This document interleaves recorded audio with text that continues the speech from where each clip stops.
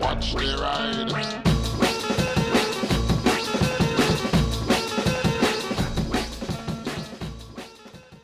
Derek?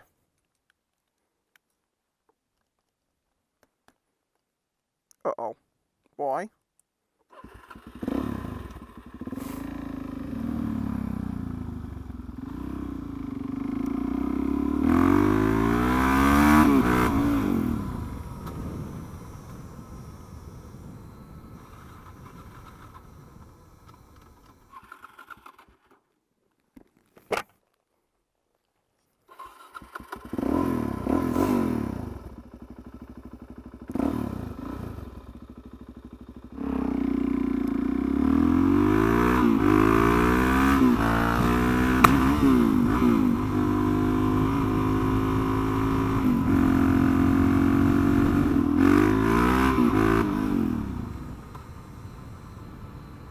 I swear to God you need to behave yourself.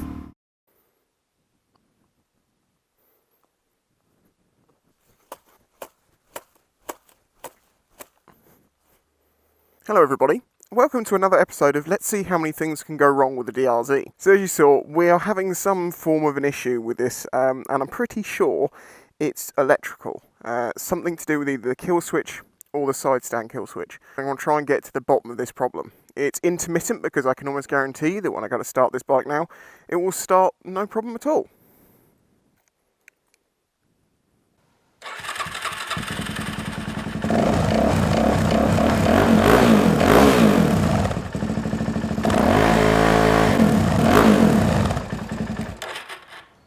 Yep, intermittent electrical faults.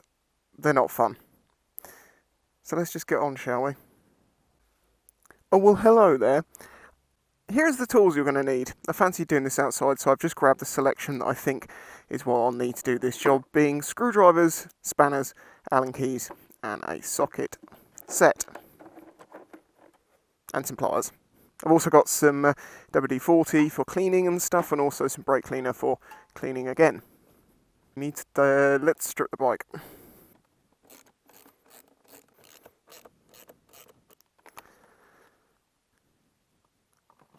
Airbox off. Ooh, my filter could do with a clean.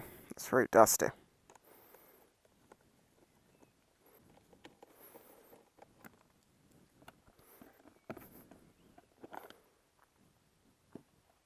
In fact, let's use the fairings as the bolt holders, and then we'll know which ones came from where.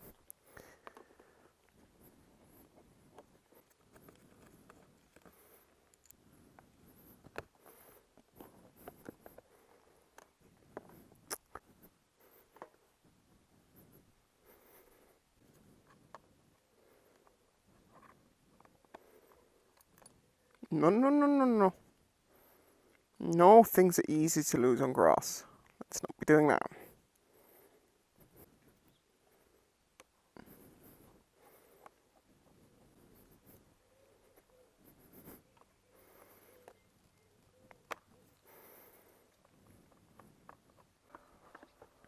Okay.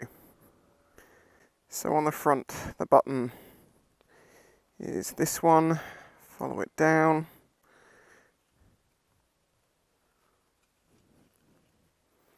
Lose it somewhere in the middle. It's the orange one underneath. Oh, there's some dead wasps and flies in there. Lovely. And it comes to this one. And that all looks absolutely fine. Or is it?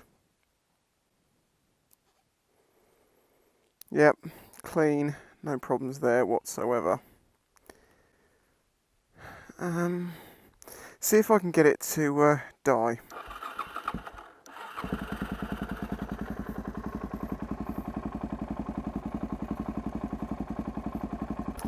Check the side stand kill switch.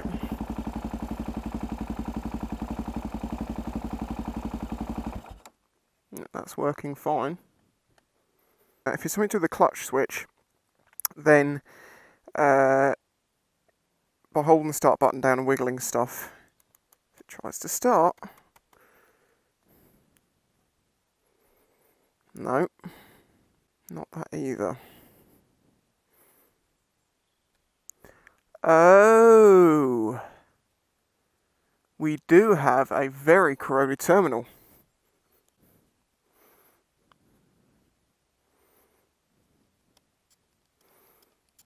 Okay, well this wire is an extra wire for a tender. I'm going to remove that for now.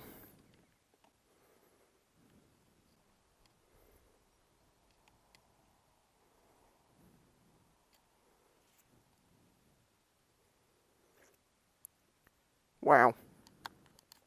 That is a not insignificant amount of corrosion going on there. That could have very possibly been why it was losing power. If it tried to pull a lot from the battery and because of the poor connection it couldn't get it, would that stall the engine? I did notice there was a few times it just didn't seem to have the power to start.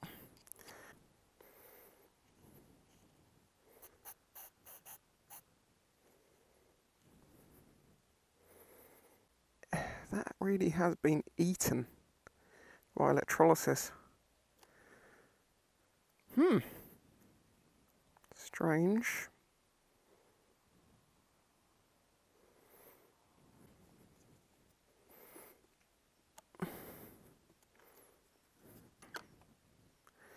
Okay, see if that now sounds chirpier when it starts.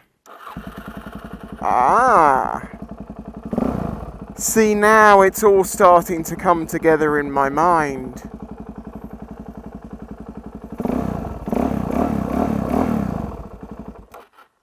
That is very sensitive, that kill switch. I still want to take that apart and clean it because there's some gunk in there. Honestly, I think that was the problem. But I am still going to take this apart and give it a clean because I've noticed this grease that's coming out of here. I probably don't need to remove the side stand kill switch. I know everyone does it, but I actually haven't had a problem with it. I've just always assumed it was because so many people say they have a problem with it. You have to kind of like tilt it one way, crack the screw and unscrew it, and then tilt it, like twist it the other way to get the next one out.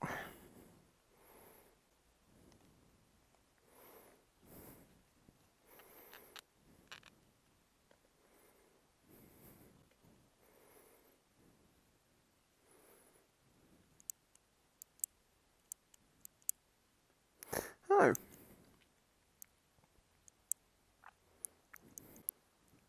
The switch internally actually looks very clean. So I think it's just that little bit on the outside.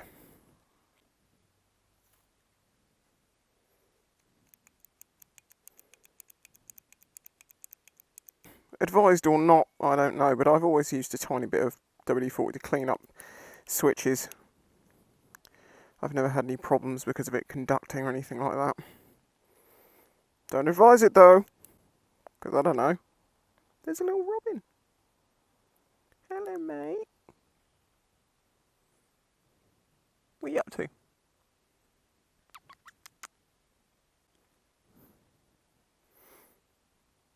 Like for the robin. These high visibility gloves are great because it stops you misplacing your hands.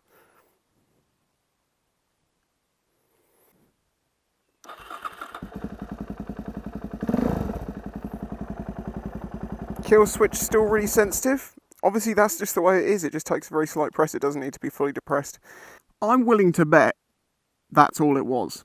I've said this before and I've not taken my own advice. If you ever get an intermittent electrical fault with the bike dying or not running properly or not starting and weirdness like that and maybe the lights going on and off, check the battery terminals. Obviously, because of the nature of an intermittent electrical fault, it's very difficult to test if you fixed it on the day. The only way I'm going to know is by just using this bike and hoping that it doesn't happen. I mean, it's equally possible. No, you see, the parameters for this is what's been confusing me. It's like, well, if you remember from the video, when it first showed a problem, it wouldn't start, or if the button was just not working, it was just clicking, it wasn't getting enough power. So it could have been the solenoid, but I'm pretty sure it's not that, because when it's working fine. There is a time that they do and don't work, but it seems fine to me. I've had plenty of solenoids go. And then it did that massive die when I was really gunning it. And I noticed when reviewing the video that during a moment of me as I'm pulling over, the screen goes out, which means the bike lost all power for a moment, but then it came back. So that's like, that seems a lot more electrical. The way that it just died, I mean, it could have been like a block jet or something. Maybe because I was green laning, everything was shaken up in the tank, some crap got through the system into the car, blocked a jet for a second, and just spat it through, and that just caused the engine to die. It's possible. But with the other parameters to do with the electrics and the weirdness with the switches, it seems... I can't think of what the thing's called, but it's basically the most simple solution is normally the correct one. I think I murdered that a little bit there, but you know what I'm saying. So, that's why I'm only going this far, because when you find something that's that obvious as Mount Everest of corrosion on a terminal, yeah. Why do you get corrosion on a negative? Honestly, that's a question I can't answer. I don't know. Do you know? It's happened before to me multiple times on previous bikes. This battery is relatively new. It is a good quality moto bat. Has plenty of power. Has no problems. I don't know.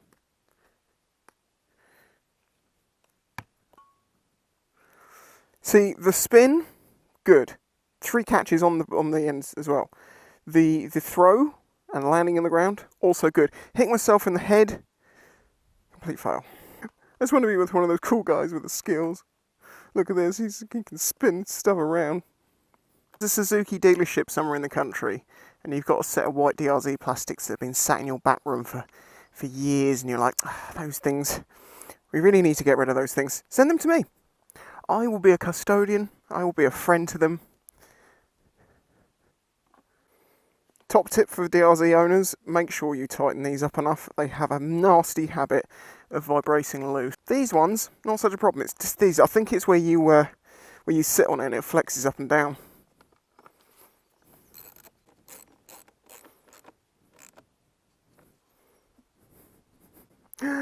We have a spider friend. Hello, my spider friend.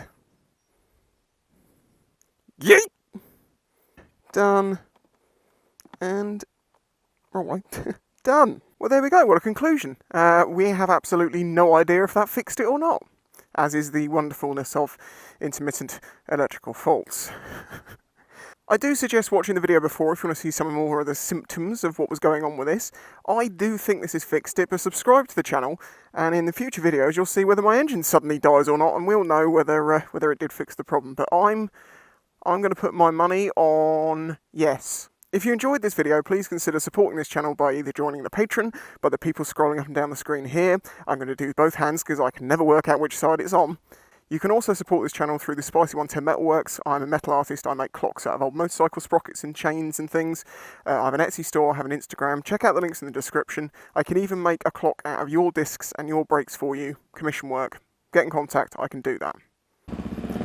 And if you enjoyed this video and you want to see more like it, well then you need to subscribe to the channel. And if you are a subscriber, thank you. But you also need to hit that notification button because subscribing means nothing anymore. Should we end the video now? Do you think? I think we should.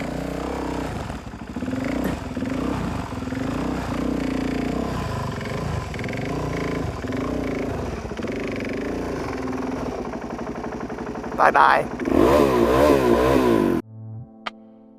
If you enjoyed this video and the other content on the channel, please consider following the links in the description to show your support.